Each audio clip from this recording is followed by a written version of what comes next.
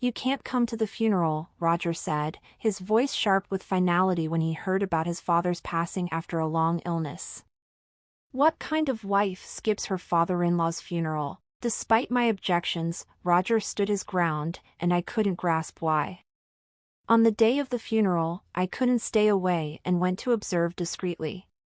There, I saw Roger seated with a woman I didn't recognize at the family's side. I was stunned and puzzled, wondering who she was and what was happening.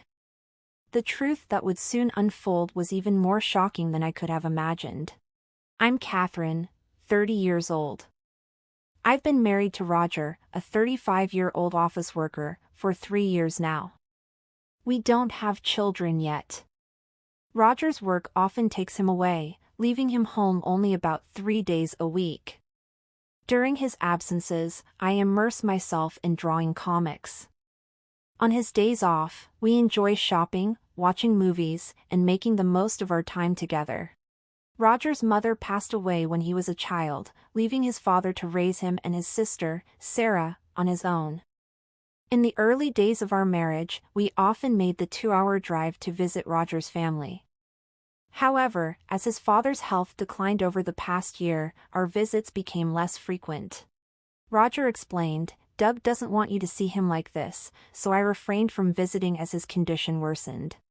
One evening, after Roger returned from work, his phone rang. "Oh, Dad's passed away," he said, his voice flat as he relayed the news. I stopped preparing dinner, and Roger sighed deeply after ending the call. "Was that real? Did you hear that? His condition must have deteriorated suddenly." It was his Uncle Terry who had called. The news of Roger's father's death came swiftly, and Uncle Terry hadn't even had time to contact Roger beforehand. The funeral was scheduled for the day after tomorrow, and Roger was clearly unsettled by the sudden turn of events. As I watched him with concern, I gently suggested, "I'll come with you to the funeral." "No, you absolutely can't come," Roger responded firmly. "Huh? Why?" "It's only natural that I should go," I protested. "Just be quiet and do as I say," Roger snapped, storming off to his room to hastily pack a suit and a change of clothes. "But why? Can you at least tell me why?" "Enough. I'm staying at my parents' house until the funeral. Just remember, you're not coming." "Hold on a minute." Ignoring my pleas, Roger left the house in a hurry. It seemed only right for me to attend my father-in-law's funeral, so why was it forbidden? I was left feeling frustrated and bewildered. Determined to understand, I decided to find out where the funeral was being held. I called my sister-in-law Sarah, who I rarely spoke to, but her tone was unexpectedly distant. "How do you know about our father's death, Catherine?" she asked. "I heard it from Roger." It's surprising that he's already contacted you," Sarah said, her voice laced with confusion. Our conversation felt disjointed, but I was too focused on attending the funeral to worry about it. Despite Roger's instructions, I was determined to say my final goodbye. "I understand, but it's important for me to be there," I pleaded. "My father-in-law has passed away. I need to be there." After a brief silence, Sarah agreed, "All right, but you must keep this between us, okay?" She then provided me with the location and time of the funeral but instructed, "Arrive after the service has started and find a seat where you won't draw attention." I didn't fully understand why I was being kept in the shadows, but I managed to arrange bereavement leave from work and prepared to go. Following Sarah's advice, I arrived at the funeral a bit late. To my surprise, I saw an unfamiliar woman seated next to Roger in the chief mourner's spot. Who is she? Why is she sitting next to my husband? In a daze, unsure of what was unfolding, I quietly took a seat in the back row of the venue. As I settled in, I overheard whispers from the seats in front of me. "Is that woman Roger's new wife, Lucy?" one person asked. Poor Roger. His ex-wife apparently left him with divorce papers and vanished, another voice said. I also caught snippets of other murmurs suggesting I might be having an affair or in financial trouble. The shock of these revelations left me feeling weak and my heart raced. I had never filed for divorce, nor had we ever discussed separation. What was this remarriage about? The situation was becoming clearer as I pieced together the rumors. The woman sitting next to Roger appeared to be in her early 20s and frequently touched her noticeably rounded belly, even though her funeral attire was loose. When it was finally my turn to pay my respects, I stood up. The previously hushed atmosphere of the room began to buzz with murmurs. She really had the nerve to show up. How insensitive, I heard as I slowly made my way to the row where Roger was seated. When Roger's gaze met mine, his face went pale, and he looked visibly shaken, but his new wife seemed completely unaware of his distress. I finished paying my respects and, eager to escape Roger's penetrating stare, left the funeral home quickly. I headed straight to City Hall, where I retrieved my copy of the family register. It showed a deregistration indicating that our divorce had been finalized 5 months ago. My hands shook with anger, and my mind felt numb.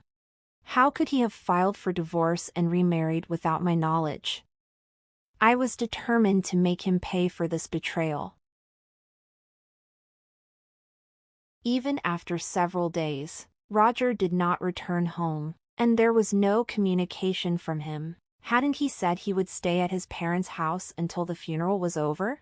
I wanted to confront him, but I decided to wait and see what he would do next. Why would he go through a secret divorce and remarry while still living with me? There had to be more to this story. Reflecting on Roger's past actions, a realization struck me, and I quickly turned on my computer. I recalled him typing away at a blog late into the night. As I sifted through his browsing history, I found a blog titled Roger the Dragon King's Wild Diary. The blog didn't show any pictures of Roger's face, but it did feature photos of his car and our home, confirming it was his. As I read through his posts, it became clear that he had been meticulously planning something, and my anger surged with each detail I uncovered. That's it, I thought, hatching a brilliant plan to get back at Roger. I called my sister-in-law Sarah and another accomplice, preparing carefully. I couldn't wait to see Roger's reaction on the day of the operation.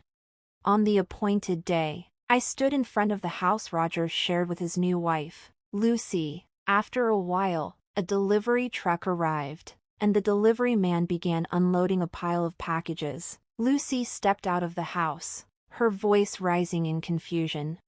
"What the hell is this? Whose packages are these?" "Hey, darling!" Roger emerged from the house, his eyes widening in shock at the sight of the boxes. "What's going on?" he asked, leaning in to read the sender's name. As he saw it, he started acting suspiciously, spreading his arms to obscure the packages. Well, of course he would, I thought. With the sender listed as ex-wife Hart, Roger couldn't possibly stay calm. Lucy's voice grew louder. "Ex-wife? What's this about? I had no idea." Roger didn't answer. Instead, he quickly paid the delivery fee of $200. As he turned to face me, hidden in the shadows of a nearby lamppost, our eyes met. "Hey, you, what are you doing here?" "I got your address from your sister, Sarah," I replied. I then turned to Lucy, who was watching us with confusion, and gave her a friendly smile. "Hi, Lucy. I'm Catherine, Roger's ex-wife. I sent these packages. I'm sorry to surprise you like this. Roger filed for divorce 5 months ago without telling me." I showed Lucy our marriage certificate, which took her by surprise. She then invited me inside, suggesting we discuss things without causing a scene outside. Once in the living room, I ignored my trembling husband next to Lucy and addressed her directly. "Lucy, when did you start dating Roger?" "About a year ago. He told me he was single," Lucy said. "I can't believe this," I replied, struggling to process the situation. "That's quite something. So he's been deceiving both of us," I said, noting Roger's casual demeanor. Come on, don't make such a big deal out of it. It's just a misunderstanding, right? Roger laughed, his lack of remorse evident. I was taken aback by his nonchalant attitude. It's unacceptable that you filed for divorce without my consent. I'm suing you for $30,000 in alimony. You've been unfaithful, so it's only fair. Why should I have to pay that? Roger protested, his anger rising. Meanwhile, Lucy remained surprisingly calm, unaffected by the escalating argument. Well, don't be so stingy. Just pay her, darling. After all, you're the boss, so $30,000 shouldn't be a big deal, right? I couldn't help but burst into laughter at Lucy's comment. She looked at me, puzzled. Who's the boss? Roger's been lying about that too, Lucy. He's just an ordinary office worker. Who? What? Roger. What's going on? Lucy demanded, her confusion growing as Roger, sweating and clearly flustered, began to make excuses. Lucy, I'm sorry for the lies. When my father died, I thought I'd come into a lot of money. His absurdity only made me laugh bitterly. From his blog, it was clear Roger was deluded into thinking he'd inherit a fortune from his father's death. He had fabricated a story about his identity to his mistress, got her pregnant, and eagerly documented his plan to divorce me unilaterally. As I slammed the printed pages of his blog onto the table, the doorbell rang. Roger opened the door to find his Uncle Terry standing there. There's no way you'd inherit anything, you fool. In fact, Terry was the other person I had contacted, aside from Sarah. Before arriving at Roger and Lucy's house, I had called Terry on my cell phone and had him listen to our entire conversation. You told our family that Catherine left you after having an affair and filed for divorce, didn't you? Roger faltered, clearly unable to fabricate a convincing excuse, and began to get defensive. That's not entirely. Just because you've made up a story doesn't mean you're entitled to inherit anything. You've been disinherited. It's got nothing to do with the estate. Huh? What are you talking about? According to Terry, Roger had persistently demanded money from my in-laws. When my father-in-law refused, Roger would insult him and sometimes even resort to physical abuse. Realizing his end was near, my father-in-law had preemptively disinherited Roger.